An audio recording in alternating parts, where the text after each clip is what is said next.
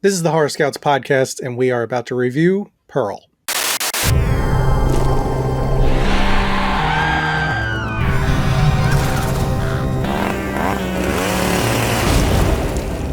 Hey everybody, welcome to the podcast.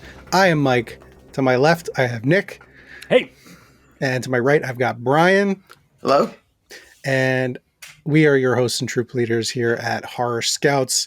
Before we jump in, just a quick reminder that you can watch the show on YouTube by searching Horror Scouts with the channel filter on, or listen to the audio version on any major podcast service. Either way, thanks for being here. And if you like what you hear, be sure to like, subscribe, click the bell on YouTube to make sure you get notifications every time we put up a video. Or if you're just listening, give a little rate and review on your podcast service of choice. And last thing, all our reviews here at Horror Scouts are full of spoilers. So if you don't want anything ruined, go check out the film and then come on back for the conversation. All right, here we are. All on right. YouTube. We're on the internet, boys. It's been a while. I think our last episode was in summer, July or something. God, it's been that long? Yeah. Yeah, I mean, I know it's been a while, but I didn't realize it'd been that long. Yeah, we took a little hiatus again. It was second August. Second time we've done it without acknowledging it at all. It just happened. Yeah. I'll take the blame for this one. I feel like that's fair. You Well, put it on fine. pause last time. I think I'll take the blame this time. Yeah, no, that's fine. But I should have at least said something like, "Hey, I'll be around for a while."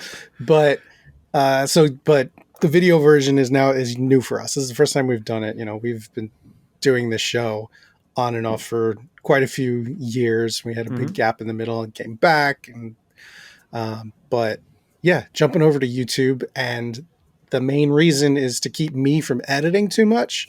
Yeah. It sounds like more work, but it's actually less because it's video. I can't be nitpicky and trimming out little silences or this, that, and the other thing. So sorry to the people who are used to the audio version, but you're going to get a more loose version because I'm just grabbing the audio like from this. Yeah. I will bet you no one's going to notice unless Nick and I intentionally instill dead air somewhere just to fuck with you. I feel like most podcasts I listen to are rough around the edges. That's kind of the charm. A lot of the overly polished ones I can't stand. Not that yours was ever to that point, but like there are some that, you know, they do like the sound drops every 2 seconds when somebody does something corny. It's like, nah, dude, no, can't. Yeah. It's like the worst drive time radio. Yeah. I know. And some people said like, oh, you're going to do a video version. So now you're going to be like tempted to throw in visuals for everything in the movie post. And I'm like, no, I'm not going to do it. I can't do it. You're going to be tempted, but you're not going to do it. I mean, I made the overlay that everyone sees right now. And there'll be a small transition at the end when we hand out merit badges. But other than that, got to keep it simple. Yep. This is freeing me up so I don't have to basically go listen to the whole show again and then like double that with all the times, all the starting and stopping and editing and stuff. So screw that. Yeah. Yeah, don't do that. Yeah. So I don't know if you're new around here, if you're not, you know, jumping over from being a audio listener. Like I said, we've been doing this for a while. We're just three dudes that went to college together years ago. Yeah, right. And we don't claim to be aficionados or scholars on horror, but we're just big fans. And we just enjoy watching movies, getting together and reviewing them, admittedly doing a lot of complaining. That's what reviews are. That's the right? way it goes. It's yeah. There's more to say about something if you don't get it or don't like it than there is if you're like, that was great. Okay. Right. Good point. Yeah. No, I mean, that is essentially what the impetus for this podcast, now video cast, was to begin with. Was, you know, we would all be watching horror movies separately and texting each other about them and being like, dude, that decision was so stupid, or why did they do this? Or, you know, that's generally our jumping off point, was turning our text conversations into an actual conversation. So, yeah. So here we are, continuing on. I'll mention it again later at the end of the show, but we're I have let I haven't told you guys this officially, but I have let the website lapse. Oh, I found that out the hard way the other day when I tried to go to the website and it wasn't there. Sorry. I let all the subscriptions and everything lapse because I was like, we weren't putting anything extra on it other than just like the list of shows. So I've decided I set up a Discord channel. And I think that's going to be a lot better because that way we can have people join in. Like, if you're interested, the link will be in the description of the video or the description on the podcast. To just get people in and like have a conversation rather than just like checking in on us and not being able to communicate. I don't know. I've recently got more into Discord and a few little communities, and I've found it fun.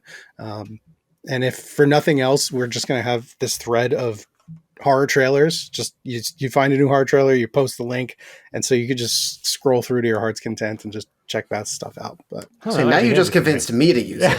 It's funny. I am historically terrible at Discord. I'm a member of like a few different communities, and we use it to organize some other groups that I'm a part of. I never remember to check it. Like, it'll be blowing up all day long. I'm just like, go away. I have other things to do. Yep. I'll try. No promises you'll find me on there, but I'll try. Okay. That's all we can I don't even know if I think I made a Discord account. One time we tried using it during quarantine. We were playing, I think it was freaking Mario Kart or something. There was like a group of us doing it. And you're like, oh, we're going to do the chat through Discord. I'm like, really? So I downloaded and did it. We did that literally twice. Yeah. And then I think it's definitely not on my phone anymore. So I'm going to have to re-explore Discord. All right, we'll get you all set up. Yeah. So, yeah, that's about it. Shall we jump into our review? Yeah. Okay, so as we mentioned at the top, we checked out the film Pearl for this episode. Just a quick little info about it. This was written by Ty West and Mia Goth, directed by Ty West. It stars Mia Goth as Pearl, Tandy Wright as Ruth, Pearl's mother, Matthew Sunderland as Pearl's infirmed father, David Cornsweet, really? It's a good name. This is probably a better way to pronounce that, as the projectionist. It's funny, I didn't even realize that we never got his name while I was watching the film. And Emma Jenkins Pearl as Mitzi, Pearl's sister-in-law. Corns Sweat. There's an E in there. Corns Sweat. Okay. I still probably said it wrong, but and the one-line synopsis is: in 1918, a young woman on the brink of madness pursues stardom in a desperate attempt to escape the drudgery, isolation, and lovelessness of life on her parents' farm. And a quick note is that this is the prequel to Ty West's film X, which came out last year, and it explores the younger years of Pearl, the crazy old woman in that film, who was also played by Mia Goth in old age makeup. And there will be a sequel coming soon called Maxine, to further, bridge the decades that this story takes place in. I believe Maxine is the 80s, based on the very neon chrome title treatment that they released. So the first thing we like to do before we get into any specifics is basically say yay, nay, or just okay. So how did we feel about this one, fellers? I'm going just okay. I'm going yay. All right. I'm going just okay. Okay. As well. I'm in the middle. I think probably a good place to start is, since this is a prequel and so close to the release of X, like, I believe the story goes that they filmed X and they still had some time wherever they were, filming in New Zealand, and they were like, hey, let's bang out this prequel real quick, because I guess it was like with COVID and everyone was there and already through protocols already and all that sort of stuff. So this happened very quickly. So I feel like people are going to have these two films tied together in their mind, but they're very different, which is quickly becomes apparent. It's funny. I thought they've decided to do this after X, but according to the trivia, because during quarantine, you had a 2-week. Well, during the beginning of the pandemic, I should say, you had a mandatory 2-week quarantine. So they decided to write the prequel before they even started filming X. And the project was apparently greenlit before X even began. So this was kind of in the works. I had it further backwards. down the trivia on IMDb. I don't know how much any of that's actually accurate or true. They had kind of been filming parts of this concurrently with X while they were doing it, because it was the same cast, the same location, the same people involved, that they kind of did some of it same time just to work it through faster, according to IMDb. So right, cool. Yeah. So I guess a good place to start is like the connection between the two films, or the fact that they kind of feel quite different. Yeah. To call this a horror movie is a stretch, which it's a character drama with like horror elements. However, I feel like that's it worked extremely well to be a story about Pearl. It wasn't a horror movie that you just saw Pearl doing things. It was a movie strictly about Pearl, following her and everything, and had an extremely different feel. But I think it worked really well in that regard. Yeah, like the last 20 minutes of this are definitely a horror movie. Like, for sure. When shit pops off, it pops off. And they executed it very well. I mean, you would expect them to. It's Ty West, and like, he's got the credentials to do that. But it's otherwise just kind of like an unsettling character portrayal of somebody who is in a situation they don't want to be in and trying to deal with that. And in many ways, it reminded me of Eyes of My Mother. It had the parallel to that, but not done as well. And maybe that's because Eyes of My Mother was perfect in every way, shape, and form. If you're familiar with these parts, you know that has been my favorite movie that we've reviewed since we've been doing this. But it was very similar. Like, that was not a scary horror movie. That was a character study of an isolated girl on a farm. There had a fair amount of overlap. True. And it was black and white. It felt like a period piece, even though it wasn't really specifically one. But yeah, they had some similarities. I guess I just didn't like some of the campiness of like the way this was portrayed. I don't know. Like, it worked, and it fits that, like, early 1900s vibe, so it makes sense. But everything felt dialed up like a little bit too much. Like the oversaturated color, like colorized with Technicolor vibe was like almost too intense. I love that. It was good. It was well done. And like reading again on that IMDb trivia stuff, they had talked about originally doing this as black and white, but like enough versions of similar movies had been done with that they decided to go hard in the other direction, which was a cool choice, and they did it very well. Yeah, and it was all executed fine, but I don't know. Like, it was okay. I didn't dislike this by any means. Just didn't quite like nail it for me. Maybe I just don't like the early 1900s. I don't know. So to bounce off of the whole idea of like the early 1900s vibe and it stuff being a little too intense, and maybe every smile being a little too big and all that stuff. The parallels to the Wizard of Oz are undeniable in this film, and I think that's part of it. Like, he's trying to make each of these films. I wouldn't be surprised if Maxine ends up being like this. Not only is it taking place in an era, but it's supposed to. The film that you're watching feels like a film from that era a little bit. Right. That like this easily could have. I'm surprised that. Well, not surprised, but I could have seen them starting black and white and going color just the way the Wizard of Oz does.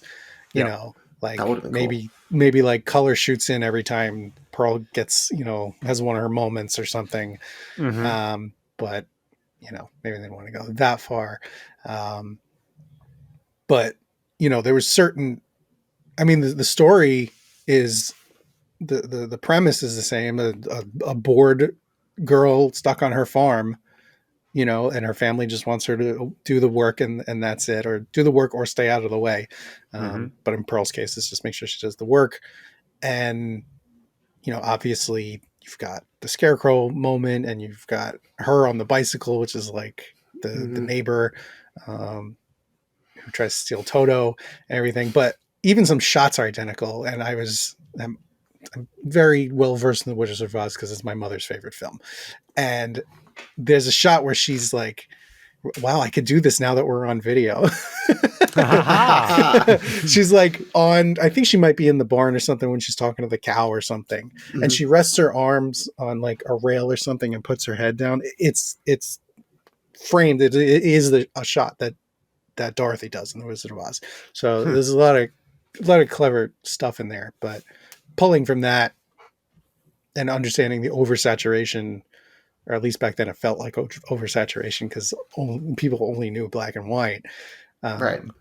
It was very cool. But I think, and I agree with both of you and mostly Brian, like I enjoyed the film. But I think the reason I'm kind of in the middle on it is because it's so different from X and being part of X. If this was just Ty West's next film, not related to X, I would have been a little higher on it as far as recommending it. But if like you really loved X and you're looking for our recommendation on this, if you should check out Pearl, I mean, I'd still probably say yes, but it's not an emphatic yes. It's funny. Well, Go ahead. I see. You got to look at that from two different perspectives. Because on the one hand, I see what you're saying. If you liked X as the like gritty-ish kind of slasher horror movie with the the whole porn aspect, whatever. Like looking at Pearl, you can't recommend it. But if you liked X, I would say I would strongly recommend Pearl so you get the backstory of how Pearl got there, because I think they nailed that part. It's just stylistically different. That is a warning I never got, or well, apparently none of us ever got, and I think that would have helped frame our minds going into the movie. Yeah, that I agree with. I would have liked to have known that this was going to. I guess we should have been able to make that jump since X was filmed like very dirty 70s grindhouse and it was filmed in 2019. We should have assumed, hey, he's doing a movie in 1918. Maybe assume it's going to be in that style. That never crossed here. And No. if you're new to this show, I don't ever watch trailers. I always go in blind. I never know what the fuck is going on. No different in this case. So jumping into that, I had no idea that I was in for that. So yeah, I agree with you there. I had the slightest inkling that this was going to be what it was, and known that going in, it wouldn't have bothered me or been jarring. But I disagree with you, Mike, that I think this being set in that world, I don't know that Pearl needed a backstory. Like, I don't know that this movie needed to exist, but to me, what makes it more interesting is that we're using the same set dressing. We're using the same, like, the opening shot of this movie is the opening shot of X. Yeah. They are the same. Like, I like having that consistency and tying that into it. That gives it an inherent world building without having to really push for it. And it lets you work with a really small cast because you know the scene, you know the environment you're being put into. That I feel like if this was a standalone movie and just Ty West's next thing, we would have been like, where's the action? Where's the suspense? This is a drama. And we would have been probably harder on it than seeing this is the unraveling of this character who we're already now familiar with. To me, made it work better. I just didn't necessarily like the 1918 vibe. Yeah. Okay. No, that makes total sense. Yeah, for sure. Yeah. So speaking of that vibe, some other things that definitely stood out aside from like the Wizard of Oz parallels is like the graphics and the opening credits and everything were great. Yeah, Yes. love that. Love So that. you know, and they like went on longer than they normally would in a modern movie, just as if they would back then. Unfortunately, some TV shows still do that. 10 minutes into the show and we're still seeing the fucking, you know, it was set made dresser's name. It was made more obvious by like the fact that every single one was Ty West. Ty West. Yeah. Ty West and Mia Goth. Ty West. Like, okay, we get it. We get it. You don't have to be every single line. Yeah. But yeah, I appreciate that. Yeah. To add to the look. Yeah. Anything, what do you guys want to touch on? I mean, I think I probably mentioned it when we reviewed X back in the day. I still don't understand the alligator, man. I don't get it. Oh yeah.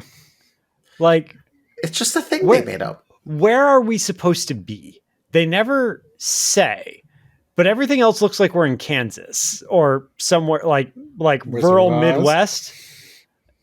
But we have an alligator. And also, there's an alligator in 1918 and also the 70s. I don't know how long alligators live.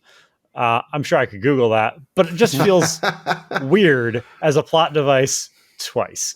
I don't know. Yeah. No, like it's that is a nitpicky thing, but like every time we saw the alligator in X, I was like, why though? And then here we are 60 years earlier, and it's like, wait, still? Okay. All right. Yeah, that's a good point. Like, it's Texas. It's Texas. Because the original for X, it says it's rural Texas. Okay. So, yeah. I mean, I don't know why it's an alligator. I like the thing. It makes... So, it's funny. It was, I guess, again, I know alligators can live a long time. I don't know how long. I haven't looked it up. But... we're going back to X. Let us know in the comments below how long alligators live. I'm checking. Sorry. Going back to X, you know, because that had the Grindhouse vibes. There's obviously some Texas Chainsaw vibes and whatever. Mm-hmm. That gave me a vibe of Eaten Alive, which was a Tobe Hooper movie that this guy ran this like roadside motel that had like a little like kind of alligator farm almost like next to it to feed the gators. And of course, people died and got fed to the alligators. So, and that was the big plot point of the movie. So that gave me that vibe. Why you needed it back in Pearl? I mean, just so she could feed people to it, I guess. But right, that little continuity throwback, though you're throwing it forward. Technically, reverse throwback.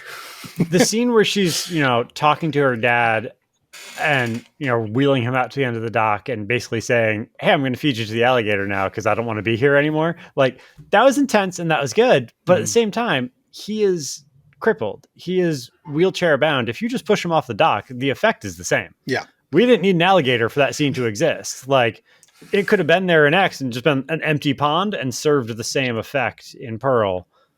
And been just as threatening because he wouldn't have been able to swim away.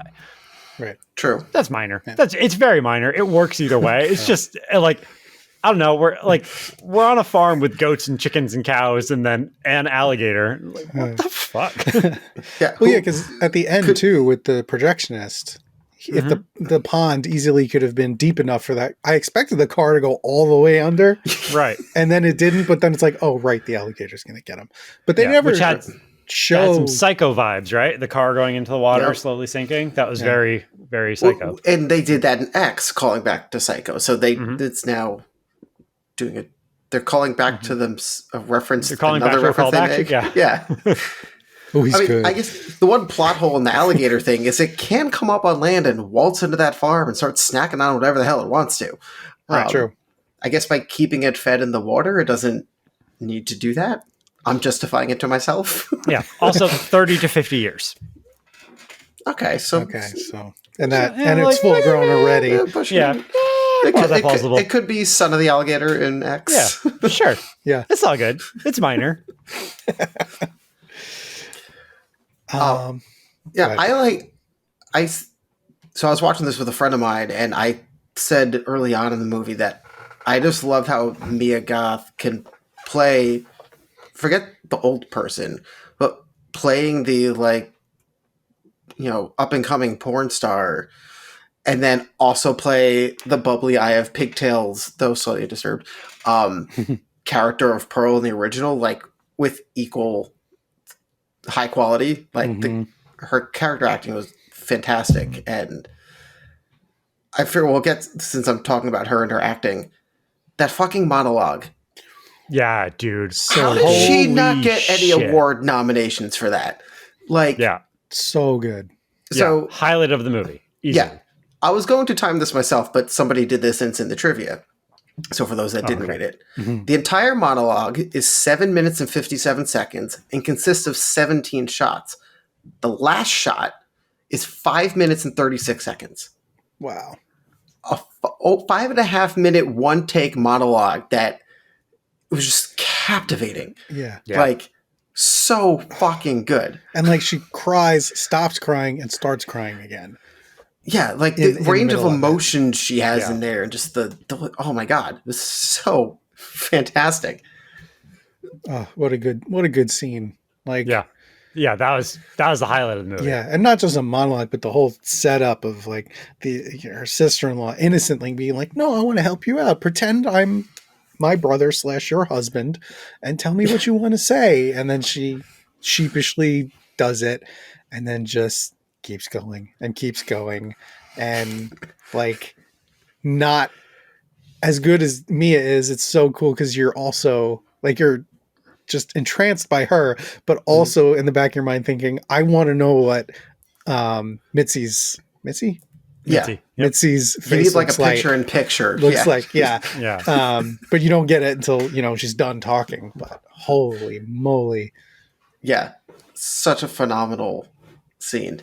And it's so funny. It is definitely a highlight, or the highlight of the movie even, but somehow I don't know about you guys, didn't know about it going into it. Like this far after the movie, like usually something gets spoiled and you think something such a big of a highlight would. No idea. I'm very happy about that. Don't get me wrong. But that and the smile at the end, which was apparently an impromptu idea. Originally just going to be a still shot they just closed in on. And then Ty was like, hey, how about you just hold that as long as you can? We'll see how this goes. Unhinged psychopath. It got uncomfortable. We're like, my friend was like, so he's like, I kind of wish the credits weren't rolling over it. And I was like, yeah, but if they weren't, everybody be sitting there looking at each other and be like, what the fuck is going on? Like, and like it takes a little while before the circle starts encroaching. So you're wondering how long this is going to take. But then once you see the circle and the speed, you get a sense of how long, until you go to black. But that was great. She does such a good job of playing unhinged. Like the subtle changes in her face, and like, she's like kind of like bipolar, she's in the barn with the projectionist and he's like, I gotta go, and she just like turns on a dime and it's like, what did I do wrong? Why you're lying to me, and pushing him until he admits that he's like, you're scaring me, Pearl. It's so good. I will say one thing I wasn't crazy about was it's a little bit of a pacing issue. It was a slow start. Especially if you saw X, and so you're seeing this, where we're headed, you want to get to her being nuts a little faster. Because it's like, I want to see how crazy she really was, even, as a young woman. And it takes a while. Like, she stabs the goose pretty early on, but there's kind of, you assume a reasoning for it. Like, oh, they do this occasionally to feed the alligator? Is this a normal thing at the house? Right. Just for me, it just took a little while to get going, in my opinion, but also wait, backtrack a second. Also an unhinged, extended moment is her at the dance audition. I was just going to mention that. When they're like, okay, great, thank you. Not exactly what we're looking for. And she just like loses it and has to be dragged off stage, like kicking and screaming. Yeah. But that number, that was cool. How she's imagining the big production behind her, the backup dancers and stuff. And I'm actually watching some of that thinking, and like how she's addressing the dancers. And I'm like, she must look insane to these people because there's nobody else on stage. I wanted that cut. I wanted the cut to see it from the like auditioning people's perspective as she's envisioning a chorus line and just like pointing down the line like, you're the only one on stage, girl. Like, what are you doing? Yeah, I drop really out wanted the music. to see that shot. Yeah, exactly. But, that would have been good. Yeah, that was good though. My only problem with the entirety of the scene was actually at the end when they tell her they didn't get it, and you're like, "Oh, you're not what we were looking for." And he specifically mentions somebody blonde. It's like, well, then why the fuck did you bring her on stage? She clearly isn't blonde. Yeah. So unless she had everything else, and you're just going to dye her hair, like I feel like that didn't need to be thrown in her face. But sure, right. I thought it was a little bit of a weird decision. So after that scene, she's outside, like around the back of the building, like sitting on the ground with her back to the wall, like crying. Like she's got her. We're on video again, Mike. And people make this make sense? Sorry, audio listeners. She's got her head in her hands and she's like sobbing uncontrollably, like her version of Toni Collette, you know, from Hereditary. But like we know she's so good. She's such a good actress and could pull it off. Like that shot with her keeping her head down the whole time is for an actor who's not good at crying, you know, and you just use the audio and don't show their face. So I was like, why are they doing that? Like I feel like it would have been more compelling if we saw her face and like, yes, like when she picks her head up and you see like the makeup running down her face, it's a good visual, but I guess it's realistic, right? If you're having that much of a fit in public, I mean, true. Taking aside the fact she's unhinged, she's trying not to look unhinged any more than she already did. Yeah. True. Yeah, and then the fact that Mitzi got, you know, the part, and you're like, oh, what's gonna happen? And Mitzi's like, I didn't get the part. She's like, yeah, you fucking did. Yeah, she knows how to read people, that's for sure. Yeah. And I think, so, because we talked a lot about her and her unhingedness, I think they did a great job with her relationship with her mother. And, you know, how the mother was strict, but they didn't go over the top with her where she's like whipping her and like locking her in a closet or, you know, something. It wasn't Carrie. Yeah, right. Exactly. That's a great comparison. It wasn't that. You know, she was very believable in her strictness and didn't get things done and about the father and everything. And, but I thought the mother, again, portrayed that role. I was about to say accurately, though I don't know what that would be, but to me it was very believable, right. I guess, what I would think. But the two played off each other very well in those scenes, even when, you know, Pearl started losing it on her. I think I have to say, I think everybody did a fantastic job in the roles. Like even Amelia Reed as Mitzi, I had no idea who she was. Also, really, Mitzi? That's what you're going by? Oh no, sorry, wrong actress. That's Margaret. Emma Jenkins Perot. Again, bubbly, blonde, bounce around. Like, okay, this could be you in real life. Like, I have no base for comparison here. Yeah. So from that, and the look of the projectionist, you know, having the mustache and the suspenders and the sleeves rolled up, like it was so spot on. And I could have also seen him holding a cigar, being quick talking too, like, but that wasn't the character. We didn't have that character in the movie. Yeah. But yeah, because he easily could have been real slimy, like, but he wasn't. And like, you know, especially for a character who's like, hey, come here, look, this is like the first time porn is on film and I'm going to show it to you. And he easily could have been real slimy, but he wasn't. He was just I mean, he was kind of slimy. He did say, "I can see you in one of these pictures. Oh, Do you yeah. want to go to Europe with me?" Like that's a little bit slimy. True. Well, yeah, but not- he didn't then force himself on her. Right. Like, Right. you know, Yeah. it was never at that point. But yeah, his intentions were not pure. Yeah, No, but he wasn't no. like a caricature. Right.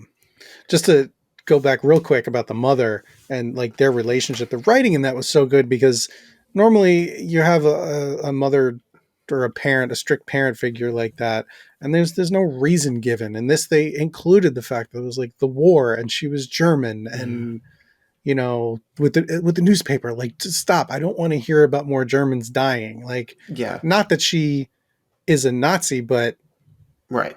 it's still her country and her people and the reason that they're strict or the reason that they're not that social, it's like it was just a nice added touch to really round everything out. Yeah, and they gave her further humanity by having the father be in such bad shape and having to be cared for. You know, when she and Pearl are blowing up at each other, you know, she basically says something to the effect of like, "Do you think this is the life that I wanted?" Like, you know, I wasn't picturing having to keep up a farm to keep a roof over our heads, you know, and do literally all the everything around the farm and have you not appreciate it and spend money that we don't have behind my back. And like, then you get the scene of her in bed at night crying.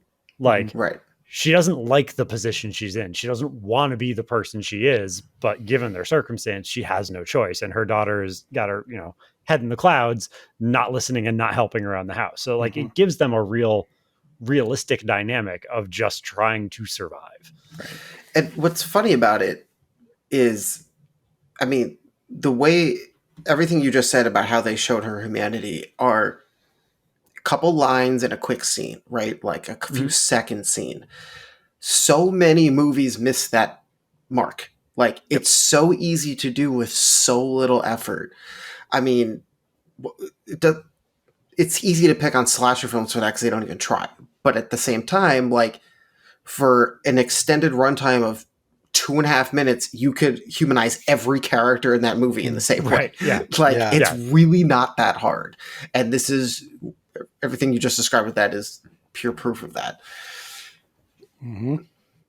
Context matters. Yeah. Speaking of context, I loved Ty West's use of the Spanish influenza and the pandemic of the time and throwing some math in there and lines about it. But it was to give a setting. It didn't beat you over the head with it, but it was like, hey, just a reminder, we filmed this while we were quarantined in a pandemic. Yeah. Like, that was well done. Yeah, that was really cool. And like to see Pearl go into the theater, you know, with her mask on, and then she quickly takes it off to take a sip of something and put it back on. To sip of the liquid morphine she bought for a nickel. Yeah, go Pearl. Like, there's a couple things you're like, hold on, you what?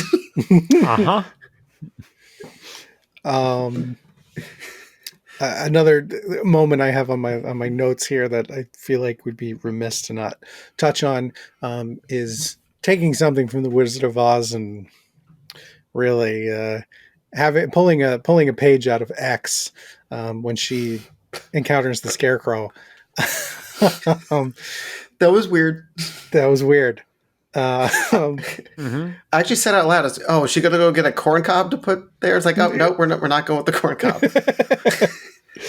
Like, yeah, because it was earlier on in the movie, and like it's not going to be supernatural, but the Scarecrow was creepy. Like, the look on it, the sculpt on that head was creepy as hell. Yeah, it was the eyeballs. The eyeballs really did it for me. Yeah.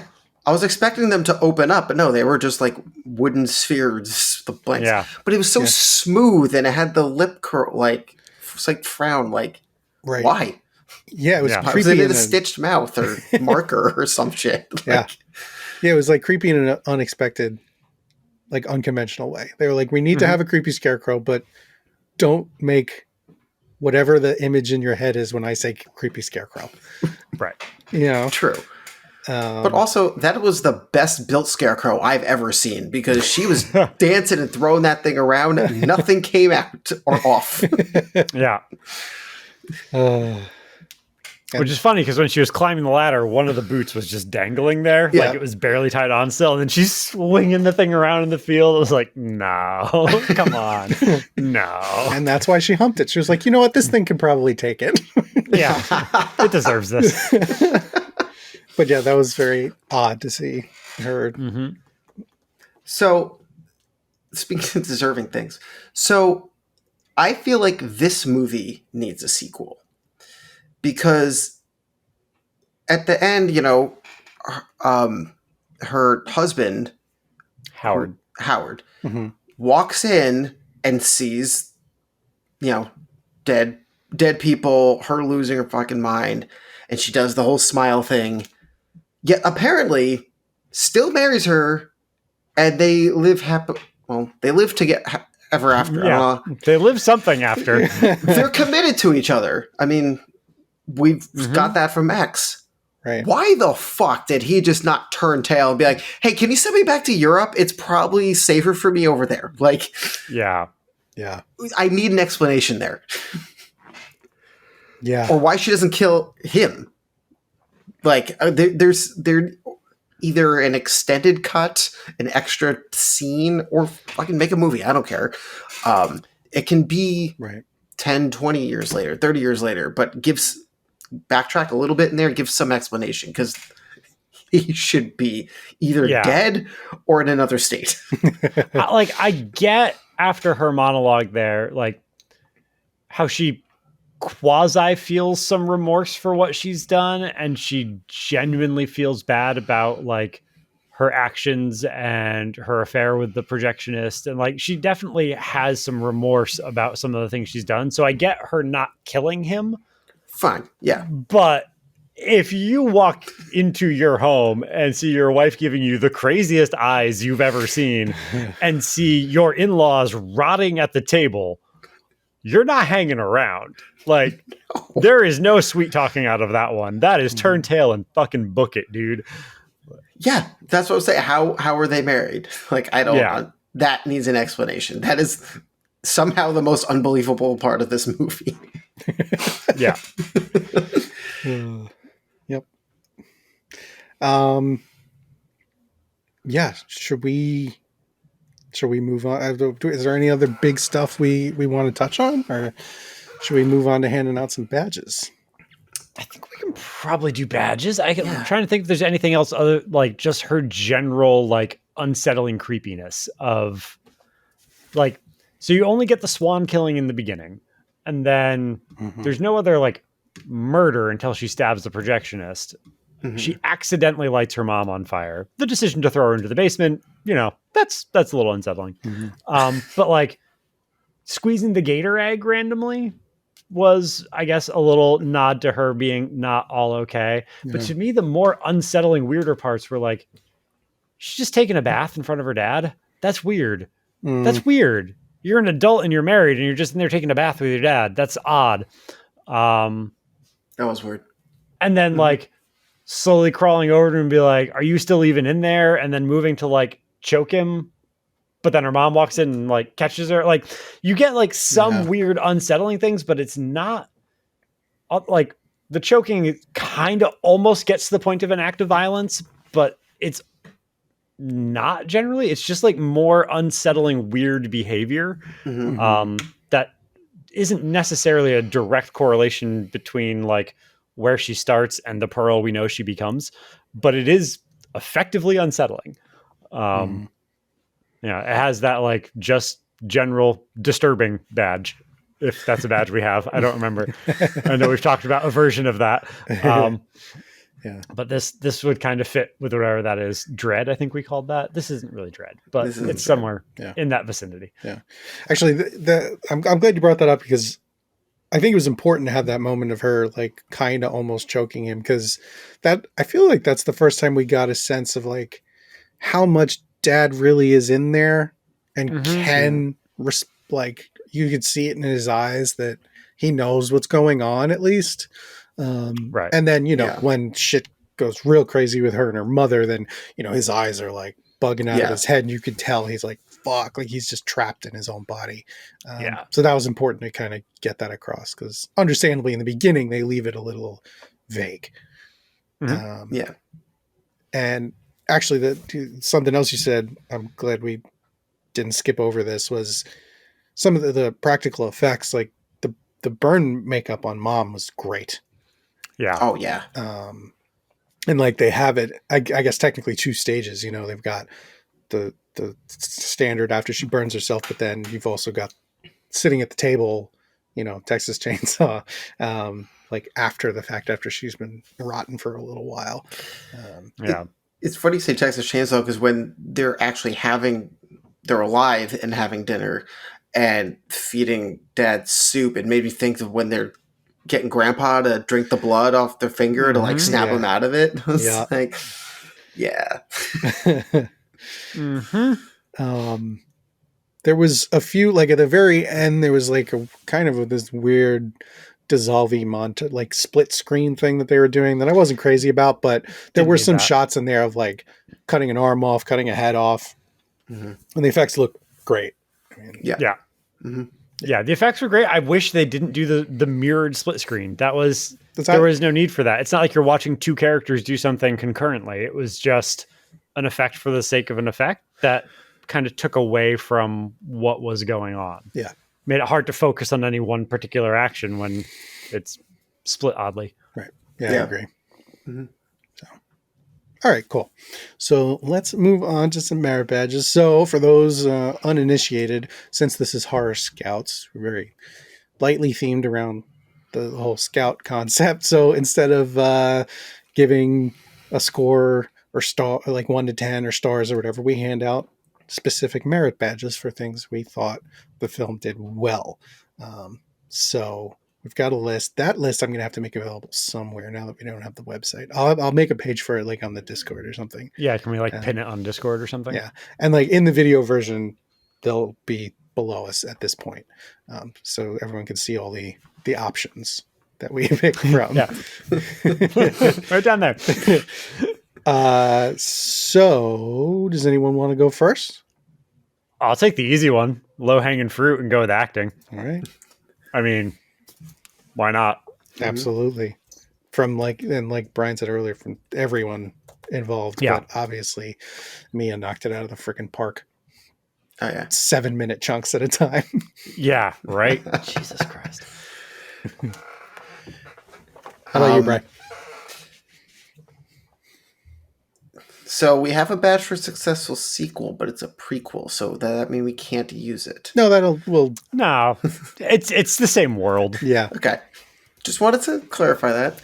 I'm going to vote for that. I know we had slightly different feelings, but I think it was successful. Like, I liked this movie. It just wasn't like a absolute home run, but it was good. I know, but we go majority rules on the badges, it seems. So yeah, yeah, like like I was saying earlier, I'm like iffy on it because it's so different than X. They kind of don't quite feel like they're in the same world, but it successfully satisfies your curiosity of how Pearl became Pearl. So yeah, we could totally do that. I'm going to go with writing. Written really well. Like I said earlier, the whole like tiny little sprinklings of backstory and reasoning for why people are the way they are was really good. You can successfully act a good monologue, but the monologue has to be well written as well. So yeah, writing. How do we feel about lore? Because like this entire movie is lore for another movie. Mm-hmm. Does that just fall under the successful sequel / prequel heading, or is this its own lore? I don't know, because whatever that is, it worked well. I mean, it is its own lore. My only slight hesitation is I feel like we need to watch X again to make sure everything was... Yeah, let's go with successful prequel and skip lore. They kind of relate in this particular case. So, okay, we'll not do that. And in which case, I'm going with special effects. Yeah, that's right. Okay. Cool. I think we'd all agree on that one. Yeah, I had that too. Okay. Do you have any others, Brian? I think I'm good. Okay. I also want to do just directing, for Ty Yeah. bringing this all together. Obviously. The nice touches and the So themes. I don't know if this falls under a badge. We were talking about the color palette and how it looks and kind of the vibe of the thing. Is that a cinematography thing? Is that an editing thing? But that would be more cinematography than editing. Yeah. Okay. Then I'll vote for that one because I loved that color palette look. Like it was kind of pastel-y, but also really saturated, but not oversaturated. It was bold. I don't know quite how you describe it. Yeah. Technicolor. I mean, it pretty much was just like dialed up even more. Yeah. That newfangled Technicolor. All right, so that's it for me. Yeah, I'm good. Done. Okay, cool. So Pearl's walking away with merit badges for acting, successful prequel, writing, special effects, directing, and cinematography. That's pretty solid. Yeah, man. That's a lot. Yeah, good one to come back on. So yeah, we'll see how things go from here now that we're back. It's nice to be back. Nice to be on YouTube doing a video version. Yeah, this is fun. I like this version. It's cool. Yeah, we'll see how. I mean, it feels the same. Yeah. I just have to fidget less because I want to stay here. Right. Yeah. Yeah. Yeah. Try not to have the world's squeakiest chair like drive us out of the room. I know. I'm waiting for like one episode because I have you guys shrunk down pretty small right now, and also myself, and I know just one episode I'm gonna be editing it and see everything big and it'll be like I've got like one rogue beard hair or something or but whatever. All right, so thanks to everyone for checking out this episode. If you're watching on YouTube, let us know what you thought about the film or our comments in the comments below. If you had a good time, please like, subscribe, ring the bell so you know when new episodes come out. We try to do at least once a month.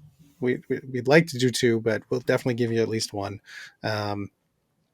If you're listening to the audio version, please rate and review on whatever podcast service you prefer. And you can find us on Instagram and Twitter at horror_scouts. And as I said earlier, we also now have a Discord channel that we set up to talk everything horror and post trailers and all that fun stuff. So click on the link in the description to join and help us start a little community. So that'll do it. Thanks again for joining us, gentlemen. It's a pleasure as always. This was fun. And we'll see everybody next time. Bye.